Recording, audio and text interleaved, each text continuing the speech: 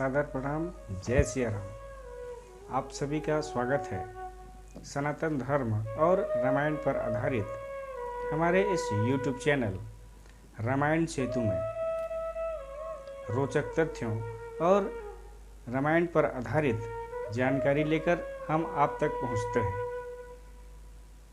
और आज के हमारे इस अंक में हम आज आपको बताने जा रहे हैं माता सीता की पूर्व जन्म की कथा। क्या है माता सीता की पूर्व जन्म की कथा? आनंद रामायण के अनुसार इस वीडियो के माध्यम से हम आप सभी तक पहुंचाने का प्रयास कर रहे हैं। इससे पहले आप सभी से निवेदन, हमारे इस चैनल को ज़्यादा से ज़्यादा लाइक करें, शेयर करें और सब्सक्राइब करें और बेल आइकॉन की घंटी बिल्कुल प्रेस करें। तो आइए जानते हैं माता सीता की पूर्व जन्म की कथा।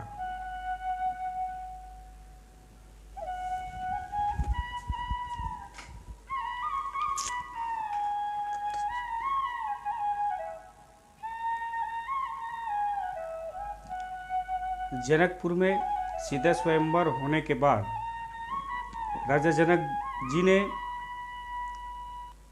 जनकपुर के चारों पुत्री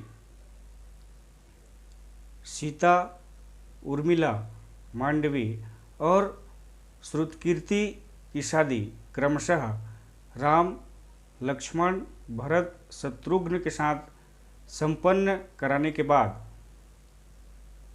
अयोध्या में राजा दशरथ जी को न्योता भिजवाया, जिसमें राजा दशरथ जी अपनी पूरी चतुरंगिणी सेना लेकर पूरे अयोध्यावासी को लेकर जनकपुर पहुंचते हैं।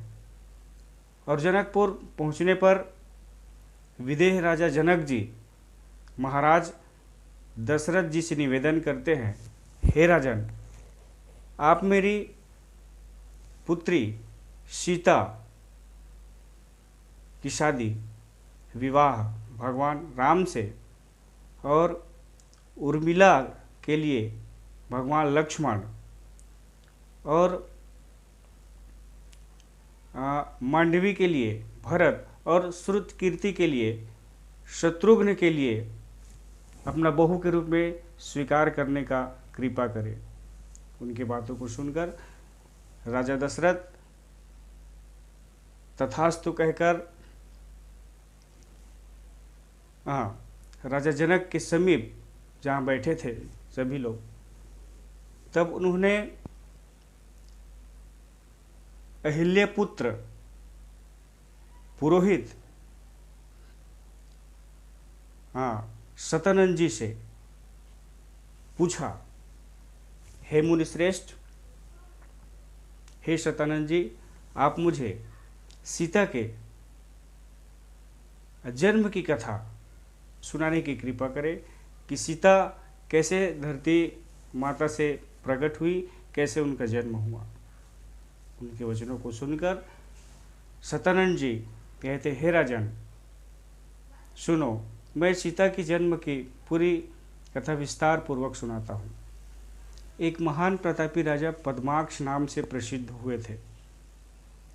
राजा पद्माक्ष ने देखा कि उनके राज्य के लोग माता लक्ष्मी के भक्ति में लीन हैं।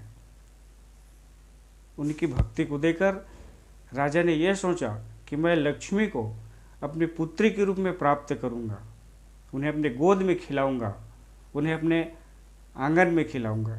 ऐसा सोच करके राजा पद्माक्ष जो है वे माता लक्ष्मी की घोर तपस्या में, साधना में लीन हो गए। माता पार्वती जी साक्षात उसे दर्शन देकर बोली, हे राजन, बोलो।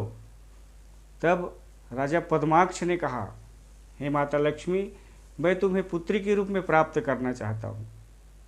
तब माँ लक्ष्मी बोली, हे राजा पद्माक्ष, मैं तो श्री हरि विष्णु के अधीन हूँ। यदि वो मुझे आपको सौंप दे तो मैं निश्चित ही आपकी पुत्री के रूप में आपको प्राप्त हो जाऊंगी, इसमें कोई संदेह नहीं है। उनके वचनों को सुनकर राजा पद्माक्ष भगवान विष्णु के तपस्या में लीन हो गए और उसे प्राप्त करने के लिए कठिन से कठिन तपस्या करने लगे। भगवान विष्णु उनके तप से खुश होकर के उन्हें दर्शन दिए और कहा, हे राजन, हे राजा पद्माक्ष, क्या चाहिए बोलो।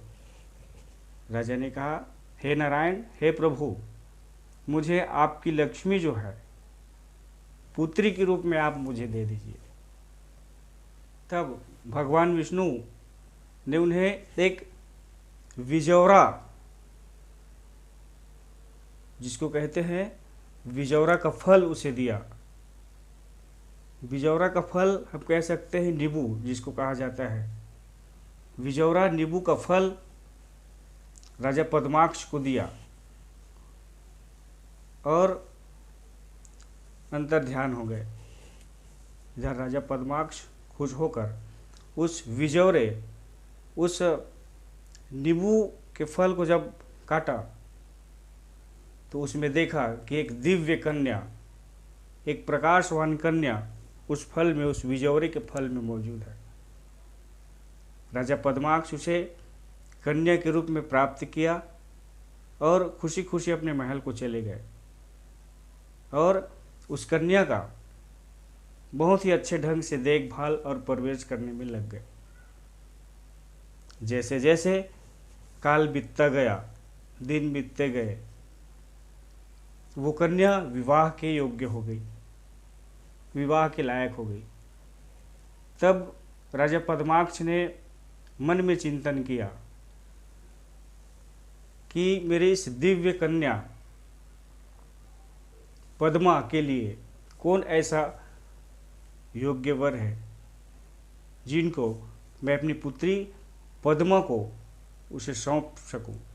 आपको बता दे, माता सीता का पद्मा नाम इसलिए पड़ा, राजा पद्माक्ष को प्राप्त हुई, इसलिए उसका नाम, तब से उसको पद्मा कहे जाने लगा। तब राजा पद्माक्ष अपने राजा और मंत्रियों से मंत्रणा किया और अपनी पुत्री पद्मा के लिए स्वयंवर करने की घोषणा की।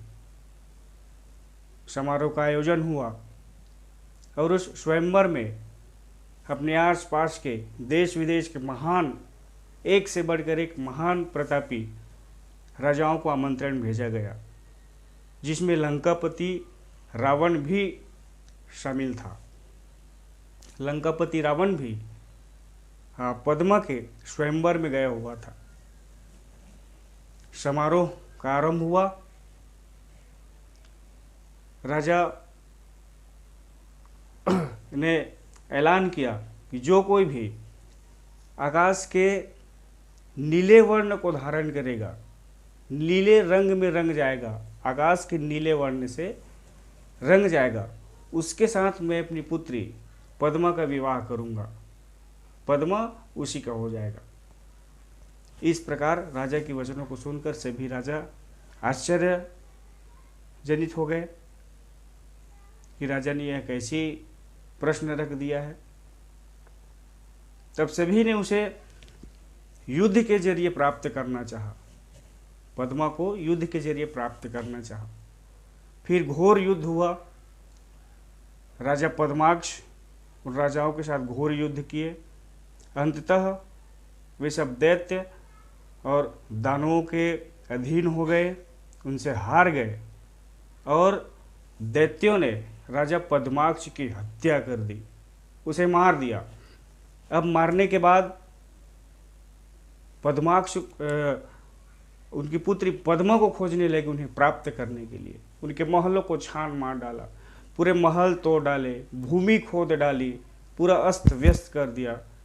क्षण भर में उनका राज्य पूरा शमशान जैसा हो गया। राजा पद्माक्ष के मरने के बाद पद्मा ने देखा कि पूरे राजा लोग उन्हें प्राप्त करने के लिए उनकी ओर दौड़ रहे हैं। तब पद्मा ने अग्निकुंड में अपने आप को समर्पित कर दिया, अग्निकुंड को ग्रहण कर ली। तब सब राजाओं ने देखा कि पद्मा अग्नि में समाहित हो गई। अब उनके पास कोई चारा नहीं रह गया। तब वे सब जितने भी आए थे यक्ष, किन्नर, दैत्य, दानव, राजा, सब अपने अपने निवास को चले गए।